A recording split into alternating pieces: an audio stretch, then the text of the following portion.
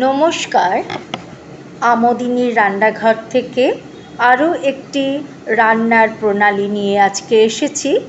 আজকে বলছি chicken soup. বেশ ঠান্ডা ঠান্ডা পড়ছে, এখন চিকেন স্যুপ অতি উপাদেয় একটি খাবার। তো কিভাবে করতে হয় আমরা জানি। কড়াইতে 1 টেবিল চামচ ঘি বা তেল গরম করে প্রথমে হালকা বাদামি করে পেঁয়াজ এবং তারপর আদা রসুন বাটা দিয়ে ভাজুন।